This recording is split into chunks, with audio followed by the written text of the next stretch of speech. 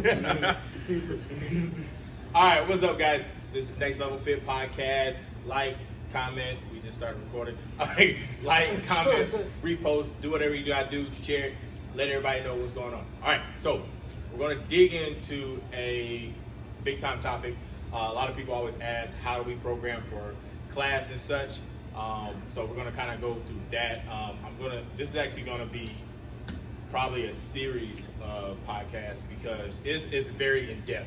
I'm only gonna scratch the surface today on how I program for class. Pretty much just saying how I separate the exercises, how I go for the strength days versus the cardio days, and just kind of just do a mixture of this, and then, all the coaches are gonna kind of chime in as well. So by the way, Coach Santuan, Coach Lester, Coach Matt, Coach Austin. there we go.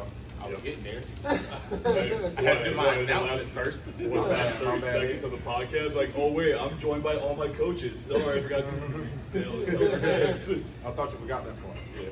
Okay, so back to my timeline of what I was gonna do. So a couple announcements. Obviously this is gonna get this is posted Wednesday. So next upcoming Monday, May 18th, we are back open. Woo! All right, so we're back open in South Carolina. We're ready to roll. This is why this is a good time. We're gonna share exactly how we program for everybody. So, Coach Stanley here, and my cast, Coach Austin. Coach Lester. Coach Matt. See, they need cue cards. All right, so let's dive into this thing. All right, so kind of just giving the premise of how we even start. So just to give the basics, like I'm gonna show this whiteboard in a second. Just to give the basics, like I go through a series of what the movements I'm gonna use. And these movements are the movements that are gonna be in every workout. I'm not the type of coach that is going to program a full day of just lower body, a full day of just upper body, a full day of just, I don't know, isolation movements, type of stuff. Usually that type of stuff is my finishers, okay? For the whole workout, the whole day is total body because I want to really, really hit the body and make sure the full body is moving. Everybody gets trained pretty much athletically. Obviously, this is not athletic specific because this is just everyday people. This is for people that are tired of doing CrossFit, but they still want to do cleans and they still want to do power lifts and stuff like that. So this is pretty much, honestly, what you want to call it, it is super total training. Okay, we do pretty much everything. We do explosive movements and we do power movements. So it's straight up super total. All right. So going into a few things before we get started. Everybody's got different philosophies. My philosophy is we are multi-joint, no isolation, with emphasis on Olympic lifts. Okay, so that hits the whole total body every single day. And my finishers are GPP, and if you don't know what that is general prepared physical fitness. Got that? GPP. I know I added fitness on the end, but that's what it is. GPP fitness. Okay. So general prepared physical fitness. So or some people would say general prepared or physical preparedness or something like that. So it's all in the same though. It's just it's pretty much just the general fitness of the body. We're gonna put it all together all in a day. So let's talk about everybody else's philosophy. What are y'all philosophies? These are young coaches coming up. Yeah, so I, do my programming the same way, which most of us here all program the same way, and the reason being is because from the studies we've done, it's like one of the best ways to hit almost any goal. Like whether you want to get stronger, whether you want to lose weight, lose fat mass, or gain muscle. Doing total body is kind of the best way to do that. Because think about it from a weight loss perspective. If you're doing total body, you're hitting different muscle groups all at the same time. So let's say you're doing an Olympic lift. You're hitting pretty much every single muscle. So now your heart has to pump a little bit harder to get your heart rate up, and in order to get the blood flowing to the rest of the body. So that in itself is you're gonna burn more calories.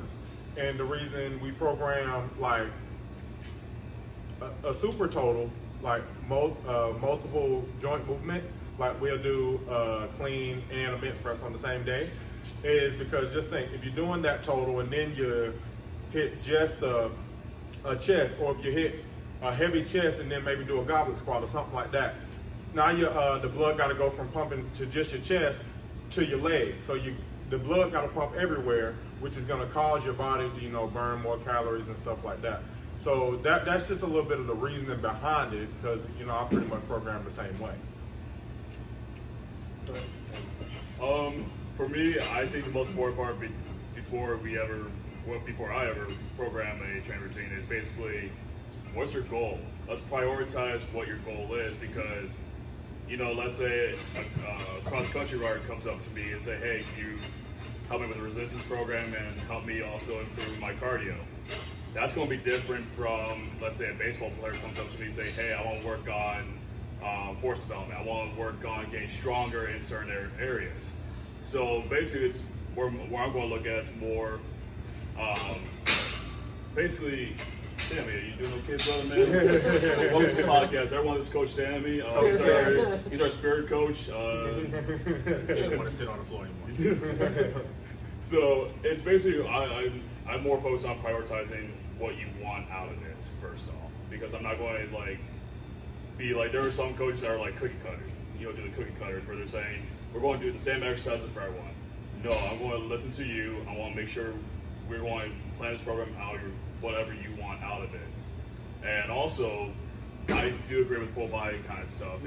But you got to hit, no matter what, you got to hit everybody. As much as I would love to say, let's hit arms every day, it would be great to work on that quote unquote elbow mobility. You really have to hit every single part of the body, because if one part of the body is stronger than the other, you're risking yourself to be off balance, and then risking yourself to some injuries or some complications later on in life. So really hitting full body is really key in terms of programming, but also understanding what your goal is. That's where I like to look into, is your goal and everything, and saying, should it be more cardio dominant, should it be more strength dominant, should it be more endurance dominant, or all that good stuff. If you've done any kind of, if you haven't done any kind of Olympic lifts before, because I also was just talking about cardio, so that it just kind of got a point for me. And let's say you want to work cardio. If you haven't tried Olympic lifts, you should definitely try them, because it will definitely work cardio very well for you. And there's a way to program for cardio, even with lifting weights. Like, obviously, what we would do is we up the reps for you, in which that would be a little bit more cardio based. Trust me, by the end of a high rep workout, you're breathing heavy. If you're more strength based, you're trying to put on more muscle, then yes, we'll lower the reps on some days. Some days you will still have to do high reps, but you do more lower reps to add on that muscle. So you still do kind of the same exercises, but the way your sets and reps is done is what's going to be different. Yes. Just kind of tie it all together. Total body, like we all agree now, total body training is definitely the way to go.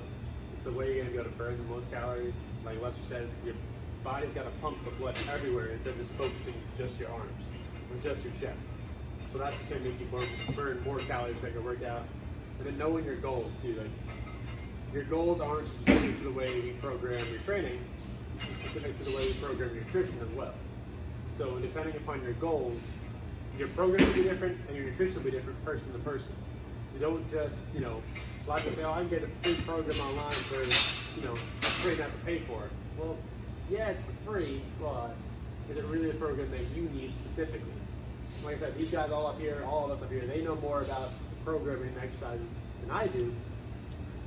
But as a coaching team, we'll give you the programming that is correct for you. Yes. Not just the one you can go online and type in, arm workout, and then do, the basic movements. One thing too. Oh, okay. Oh, You go. So one thing too is also you got to understand is that you program your nutrition towards your workout. You don't program your workout towards nutrition. Right? So if you're trying to cut weight, you have to eat what you need to eat that's going to transform to how you're training. Obviously, I deal with a lot of powerlifters and weightlifters. Most of the stuff that we do when we're on a weight cut is a slow weight cut, unless we're like really close to a meet and we did not drop the weight that we were supposed to drop. So things kind of get sped up a little bit faster. But all in all, we know. I mean, if you've been competing for a while, unless it's your first time doing a meet, I wouldn't advise cutting at all. If your first time doing a meet, whatever weight you're at, whatever strength you're at, that's what you go in, because you just need to get to the experience being on the platform first. But otherwise, other people that have been doing it for a while, obviously, we're like, all right, I want to get stronger, but I need to get leaner, or I want to be in a certain weight class. Like I'm a 109 plus. Maybe one day I'll be 109, drop down to 109. But all I'm at the point now that I'm just like, all right, I'm 109 plus. Let's just get stronger. And I'm doing a slow lean out. Like my nutrition is planned for me to like try to lose a pound a week. All right, and weight is weird because training's going to change depending on what cycle I am. Getting closer to a meet, like I am going to be doing a meet hopefully in 12 weeks, barbells and brews in Charlotte. So everything's just a slow decline, a very, very slow decline, seeing how it is. Maybe you can tell from the last couple videos that I've done, I've slimmed down a little bit. I don't know. It looks like it to me. You're looking good. You're looking good. But I mean, that's the type of stuff. I mean, the same thing like with him. He was training. He is getting stronger, but he actually did a program where he was leaning out and he was trying out different diets. Where he went. I mean, like we both did it at first. When all those different documentaries that came out around like Thanksgiving and Christmas, everybody was quick to jump on like, all right, we're going vegetarian or vegan. But that lasted maybe a month for me, and I went straight back to eating regular chicken. I don't care if it's got steroids in it or not. But I do, one thing I did do these past couple months, especially being on this quarantine, finding a butcher shop was the best thing for me when it came to lean meat. I don't know if you ever seen pictures of meat that comes from a butcher shop versus meat that comes, from Walmart. It's very different. The redness, everything about it, the taste, everything is different. So definitely, I would advise going to a butcher shop for most of the meats if you can. If you have a butcher shop nearby you, you can get fresh meat or fresh fruit or fresh vegetables anywhere. Always do that over like the frozen stuff. I know it costs a little bit more money, but by the time they cut it, bag it, freeze it, ship it, get it to you, defrost it, then you cook it again, half the nutrients are gone already. Right. Yeah. Like half of what is actually what your body needs is already out of it within the 2 months it took to get from the farm to your table. Yeah. And if you, let's say you don't have access to a butcher shop, but you have access to a fresh market, I mean, that's kind of close enough. Same thing. So I would definitely go that route. He talked about, he tried out the vegetarian thing. I tried it out too. It's tough. I mean, I still have hopes of, trying it out a little bit harder in the future here. It's not kind of going that way right now, but you got to figure out what works for you. And right now, that ain't what's working for my pocket. So,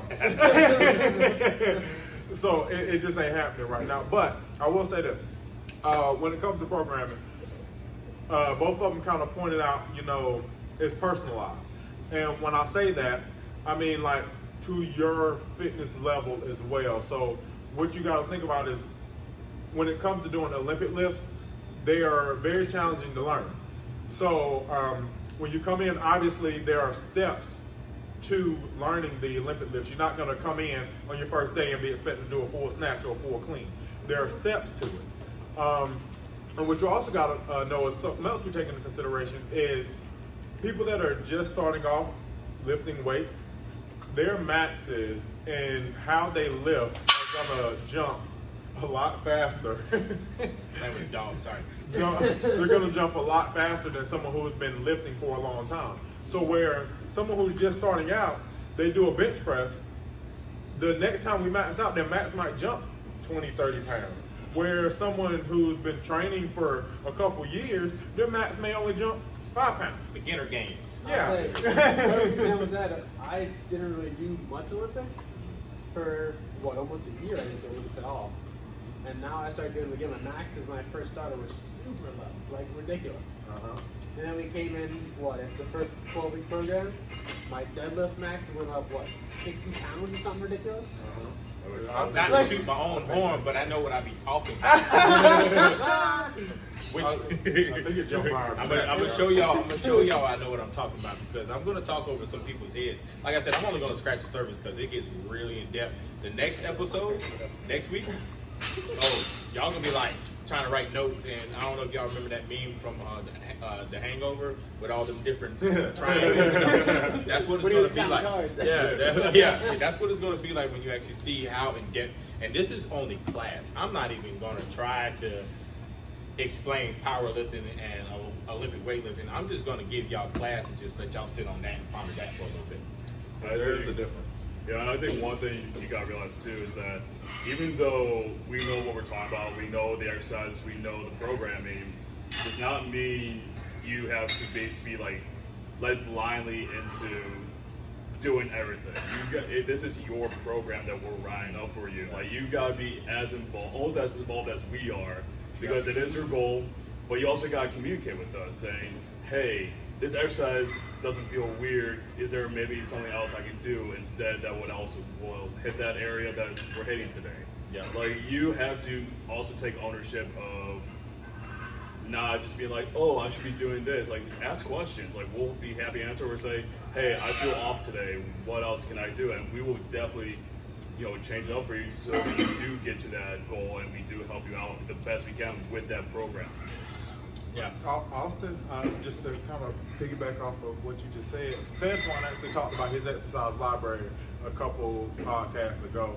I got one as well. I mean, obviously, we're a team here, so we work together. You will be amazed at how many exercises there are. There are a lot more than what you're actually thinking of. I know most people think about the bench, the squat, the deadlift, curls, big three, curls. But there are so many other exercises, and there are so many ways to hit pretty much any muscle group you want to hit. So if there is an exercise that you're not comfortable with, and mind you, you do have to get outside your box a little bit. You do have to get uncomfortable sometimes. But when it comes to pain, if there's an exercise that's causing you legit pain, no, we don't want you doing that. We have a long enough exercise library to find something else that you can do. Now, they have these huge libraries, but for every exercise in that library, there's probably 4 or 5 different modifications that we can all put in place to make it so that you're not in pain. Sure. Or if you're not at a point where you can do a full snatch, like you said, there's, I don't know if we're looking for it now. There's different exercises you can do to lead up to getting to a full snatch. Yeah. Oh yeah. So there's position work and stuff there's like different that. steps in order to get to a full Progressions. snatch. There's Progression. progressions. That's There I you can't go. think of the word Yeah. progression. So, all right. So let's dive into like the meaty part of this. I'm gonna let Matt grab the camera so you can see this better. All right. So back up just a little bit and go to your. There you go. All right. So put it down. I'm like directing this. All right. So as you can tell over here, I have how I even get these exercises even started. All right, so I even start. So I got 5 categories that I start with every program. So, like I said, multi-joint. So everything that I do is going to be a multi-joint exercise because we do total body type stuff, as well as emphasis on Olympic lifts. So that's where that explosive exercise right here comes from. All right, and I'll explain the percentages in a second. But so we're going with explosive is usually my top one that I start with. Usually because you need to do Olympic lifts before you start doing power stuff. Anything explosive always needs to be done before you do anything powerful. So like even so I'm a strength and conditioning coach. So let's break it down to like even with athletics, we're going to do speed before we do weights. We'll do weights before we do conditioning. That same concept. Anything explosively that needs a short bout, not as many reps, very quick type movements need to be done before you exhaust the body doing the harder power, longer conditioning style exercises. So we got explosive first, then we got lower body push, and I'll explain what those are if you don't know. Lower body pulls, upper body pushes, upper body pulls, and then torso is always just unlimited. So I'm just gonna go ahead and knock that one out of the way. That's why that one says you can never do enough ab work. I mean, core is your main thing. If you don't have a strong core, you don't have a strong body at all. So make sure it doesn't matter what you're doing. Most of the time with core, I throw out like 4 exercises, and I'm like, all right, do 4 sets of 15, boom, because you can never do enough core. Or when it comes to planks, like say like the workout today, they did a total of 16 minutes of planks throughout the whole thing because they did 60 seconds of one type of plank each round. Either it was holding a right side plank for 60 seconds, holding a left side plank for 60 seconds, or going back to a normal style plank, moving their arms the whole time, alternating their arms, or moving or a normal plank, moving their legs. So a lot of torso work. But all right, so breaking it down, obviously if you add all these percentages up, you're going to get 100%. Okay, so that 100% equals out the core of the exercises. A lot of y'all are going to look at this and be like, oh, these workouts aren't long enough. This is just the core of the exercises. I have filler exercises that go in there that I don't write down. I just make sure I have my core exercises put in place, and then I put my fillers in after that. So obviously, torso is like a filler as well too. All right, slide down. All right, so explosiveness is 25%. If you want, yeah, we might want to put it on the stand. I don't know. Just bring the stand closer if your hands can tight. Lower body push, 20%. And the reason being is because everything that we do, we're constantly pushing every day anyway. When you walk, that's a push. When you step, when you go up, step ups or like steps or something like that, or a ladder, depending on your type of work, that is what you do. That is a push. That makes it's a knee drive. Okay, so that's a push. So you don't always constantly need to do so many pushes. That's why I do sometimes I get kind of crazy with some things. With everybody's like, oh, look at my quads, look at my quads. Having big quads are great, but make sure your hamstrings are strong too. If your wheels are imbalanced, well, guess what? You're gonna blow a tire. You will pull a hamstring, and that's not gonna be great. So that's the biggest thing. So that's gonna be the biggest thing. So that's why I put that at 20%. Because you're already, and most of the time when you're doing explosive lifts, you're going to end up doing a lot of pushes. Say if you're doing a snatch, a full snatch, or if you're doing, and I talk Olympic weightlifting style, so I know if you're a CrossFitter, you probably call it a snatch squat or something like clean squat, stuff like that. But I call it a full snatch, a full clean, that type of stuff. Or jerk, that is a push. It's a push with your legs. So that's why that one's already at 25. And then an actual lower body push, which could be a squat, a lunge, a step up, what have you, side lunge, any type of lunges, any type of squats. That's all pushes. Then you go to your pulls. I bring that back to 25%. Just like I said, you want to make sure your hamstrings are stronger than your quads. Having big quads is a great thing. Don't get me wrong. Have big quads, great thing. Make them pop out of your shorts, pants, through your leggings, what have you. Don't care. Be quadtastic. Don't care. But make sure your hamstrings are strong as well too. So that's why my the lower body pulls is 25%. All right. Upper body pushes. So that's anything type of strict press. Strict press, push press, which is actually explosive, but it can be added in there as a upper body push as well. That's at 15%. And then an upper body pull, your rows, any type of pull. Obviously, the pulls is probably inside the name of the exercise. That's 15%. Why are those 15%? Because honestly, let's not look like upside down triangles. Okay, lower body. Click the. It's gonna black out. Yeah, there we go. All right, so those are 15% because you don't want to look like an upside down triangle. Everything about it's not even recording. I just realized that. What? Still got the voiceover though. Yeah. So we got that. Upper body pulls, so you don't look like an upside down triangle. Make sure that your lower body is stronger than your upper body, and then obviously, like I said before, your torso is unlimited. Limited. If you've ever seen anything like there's a strength coach. He used to be the former strength coach for the Carolina Panthers. Now he is working with Dynamic Strength Equipment. His name is Joe Ken. He wrote a book called The Tier System. It was actually presented to me when I was an intern, and I actually got to meet Joe Ken a couple summers ago when he came to Myrtle Beach. Great guy. If you find him on Instagram, I think it's Big House Power is his at name on Instagram.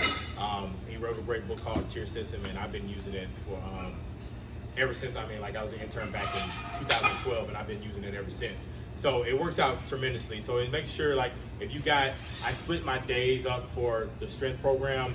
There's three, either it's a 3-day program or it's a 4-day program. And like I said, this is just the core of the exercises, and then you add in your fillers. So pretty much you know that you have a total body exercise, a lower body exercise, and an upper body exercise. So going back to what I was talking about before with the 5 different categories, with the explosive, the lower body push, lower body pull, upper body push, and upper body pull, you already have your explosive is your total, okay? So say day 1, you're gonna do a total lift, then you're gonna do a lower lift, then an upper lift, and then all you do is just take those 3 exercises and put it back in the same cycle all over again, and do a total, lower, upper, okay? So that being said, that's why there's 2 different categories for lower and there's 2 different categories for upper. There's a push and a pull because you need to separate them out.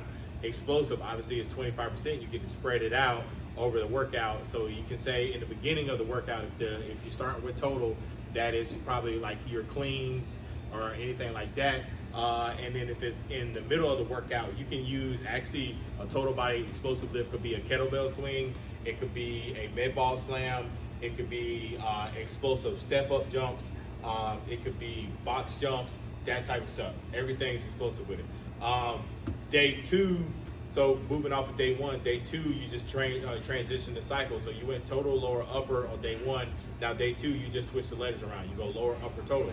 Or you can do upper, lower, total, just depending on who the person is. Usually I like to do my lower body days in the beginning of the week versus doing them in the end of the week. So I always start with total, lower, upper. Then day 2, I go lower, upper, total. Then obviously do that again. Day 3, upper, lower, total. Okay? Now, if you have an occasional day 4 or day 5, usually those are my more GPP days or total body type training type days. So day 4 is going to resemble exactly like day 1 did and go back to a total, lower, upper. All right? So that's that. And like I said, I'm only going to scratch the surface. This is, I'm sure y'all are probably like, what the hell is he talking about? But this is pretty much just the basics of how I get stuff done as far as programming when it comes to just starting out. This is and this doesn't even go into the effect of how I plan out the weeks. I thought I was going to go into that today, but I think I'm going to save that a little bit. But mainly just knowing you have your categories that you're going to start with, your explosive exercises, your lower pushes, your lower pulls, then you got your upper pushes, your upper pulls, and then you got your torso work. And like I said, you got fillers that can go in there as well. And I'll go in more depth the next episode as far as where these percentages actually go in from, because when we're talking about class, we actually use those percentages based off of how many reps I want to get in a month. Okay, so I break that down. I'm looking at how many reps I want to get in a month, and then from there, I'm going to see how many reps I'm going to get for each week in that month, and then from there I go how many reps I'm going to get for each day of that week. All right, so it's broken down. So it's gonna be, get your pen and paper on that next episode. It's gonna be a lot of math. It's gonna be a lot of math. All right, so that's just the premise of how I kind of just program getting the core exercises out there, getting everything put together just to start out, and then the very last the last part of the series, once we get through the reps, I'm gonna actually show you how I plan out just a stage, just one macro cycle of what one program would look like for a 12-week cycle. So that's pretty much that. That's a lot of information for today. That's enough. So y'all understand why we was talking about how we program before I actually went into this. We took like 17 minutes on just kind of like getting you warmed up before I just blew your top off on this right here. Yeah, man. It was a good bit of information, but we feel like it's something that we need to express to you. So that's, like you said, that's why we kind of warmed you up to it, and we give you a little bit of details first, and then boom, there you go. Yeah, because I'm definitely not the type of coach that's all about randomness. Obviously, with this quarantine stuff, everything's been a little bit random. This hasn't really been. It's been all GPP, but like body weight GPP type stuff. But pretty much, I mean, like if you come and train at Next Level Fit, you're coming to train with a purpose, and you're coming to hit a goal. And, I know I get a lot of people all the time. Well, I don't like weights. Well, guess what? I have dumbbells and I have kettlebells too. These exercises can always be like we was talking about progressions and modifications. Everything can be done with a dumbbell, or it can even be done with a band, depending on what type of exercise it is. So you will still get worked out no matter what, and you will see results no matter what. Obviously, the reps will change. Obviously, if you're going with dumbbells versus doing a barbell, because you got time under tension versus the percentages of your actual max and all that stuff that kind of gets equated into this whole programming process. Like I said, there's a lot of stuff that's detailed into this. So I put we put a lot of work into programming and making sure we're bringing the best workouts to our clients. We make sure we over deliver. You are definitely going to get results. A lot of people, I tell people all the time, I'm like, hey, give me the first 30 days and you will see a difference. From there, give me 60. From there, 90. If you're not hooked by 90, something's wrong with you. And actually, if you're not hooked by 30 days, something's wrong with you, because I'm going to show you, like, you will meet your goals. Not only will you meet your goals, but look at this coach's staff. Yeah. Man, how could you not have fun with this staff right here? And the one thing, oh yeah, and then I know a lot of people ridicule us. Oh, it's a bunch of guys, Don't worry. I'm in the process of actually trying to find a female coach as well too. Obviously with the coronavirus and everything else going on, that kind of stuff kind of got pushed back. But definitely going to have a female face within here as well too, pushing the same message. Pushing the same message. I mean, what we do is what we do. We're not going to stray away from what we do. Yes, it's a little bit different. Yes, it's this. Yes, it looks like rah, rah, rah, rah, whatever. But my people got results. What about yours? Think about it. Think about it. We're going to leave it on that note. Yeah, I think that was a great drop We're mic. going to end Drop on mic. it. Foul. We out. Later. We out.